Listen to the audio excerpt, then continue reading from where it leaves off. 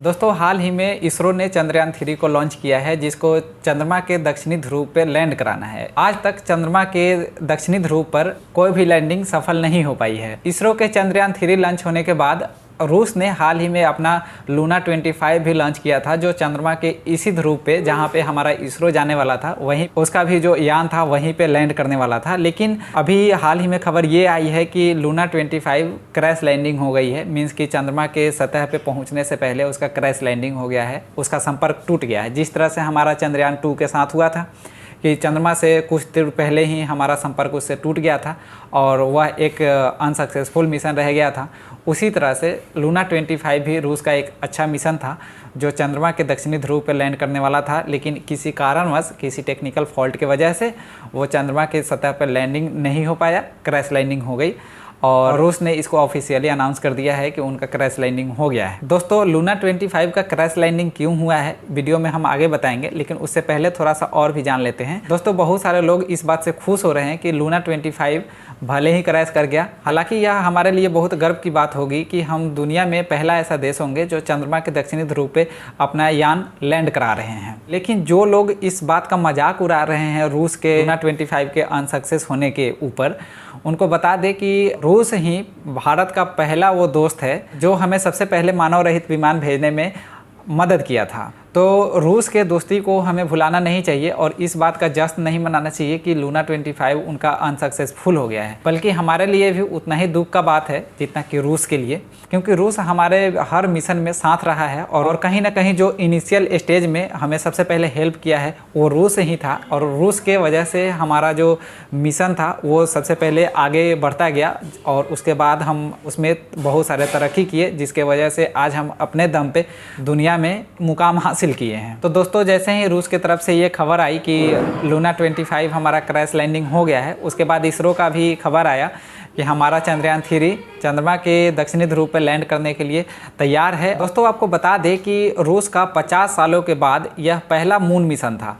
इसके पहले वो 50 साल पहले मून मिशन ट्राई किए हुए थे। 50 साल बाद जब रूस ने ट्राई करा है तो वो अनसक्सेसफुल रहे हैं इसमें। दोस्तों जिस तरह से भारत का स्पेस एजेंसी है इसरो, उसी तरह से रूस का स्पेस एजेंसी है रोसकॉस्मोस, जिनके तरफ से शनिवार को ऑफिशियली कहा गया कि लगभग 11:30 बजे के करीब में, शनिवार के लगभग 11:30 बजे के करीब में भारतीय टाइम के अनुसार उनका लूना 25 से संपर्क टूट गया था। उन्होंने टेलीग्राम पर अपना बयान जारी किया और उन्होंने बताया कि जो स्पेस क्राफ्ट था वो किसी दूसरे कक्षा में चला गया, जिसके वजह से हमारा संपर्क उससे टूट गया। दोस्तों रूसी समय के अनुसार लूना 25 को 11 अगस्त को छोड़ा गया था, जो अपने साथ एक लैंडर को भी लेकर गया था। जिस तरह से हमारा चंद्रयान 3 भी अपने साथ एक लैंडर को ले गया है, उसी तरह से लूना 25 भी एक लैंडर को ले गया था ताकि वह चंद्रमा के दक्षिणी ध्रुव पर उतर करके और अपना इतिहास रच सके। दोस्तों आपको बता दें कि रूस और चीन भी चांद के ऊपर सॉफ्ट लैंडिंग करा चुके हैं, लेकिन चांद के दक्षिणी ध्रुव पर आज तक कोई भी देश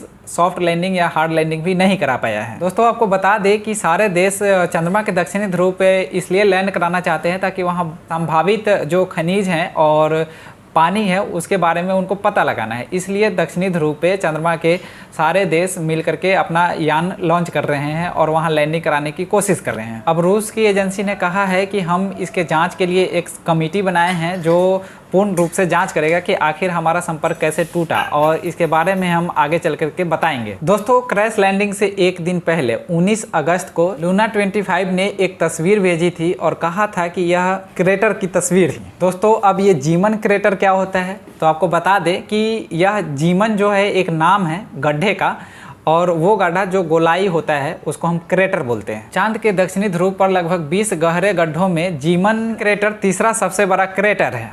यह जो क्रेटर है, मीन्स कि यह जो गोलाई वाला गड्ढा है, यह लगभग 190 किलोमीटर चौड़ा और 8 किलोमीटर गड्ढा है, जिसके बारे में माना जाता है कि यह किसी विशालकाय चीज़ों से टकरा करके और यह गड्ढा बना हुआ है। दोस्तों अब दुनिया की नज़रें चंद्रयान 3 के ऊपर है और हमारे लिए भी बहुत होप की बात है और गर्व की बात है कि अगर हम चंद्रमा के ऊपर सॉफ्ट लैंडिंग करने में किसी तरह से कामयाब हो जाते हैं। दोस्तों इसरो ने बताया है कि 23 अगस्त को 6 बजे के करीब में हमारा चंद्रयान 3 चंद्रमा की सतह पर लैंड करेगा और उस समय हमारी सांसें थमी हुई रहेंगी। हम बहुत उम्मीद भरी निगाहों से उसके ऊपर नज़रें गड़ाए रहेंगे कि हमारा मिशन कैसे सक्सेसफुल होता है। जो लोग आज रूस के ऊपर मजाक उड़ा रहे हैं या मजाक बना रहे हैं लूना 25 को लेकर के, उन्हें बता दें कि 1960 के दशक में अमेरिका और सोवियत संघ, क्योंकि रूस जो था उस समय सोवियत संघ हुआ करता था, तो दोनों में लड़ाइयाँ चल रही थी और दोनों में एक युद्ध जैसा स्थिति था इसको लेकर के कि अंतरिक्ष में सबसे पहला बाजी कौन मारेगा। उस समय की बात है दोस्तों, 1960 के करीब। और इन दोनों में होड़ लगा हुआ था अमेरिका और आज के रूस में,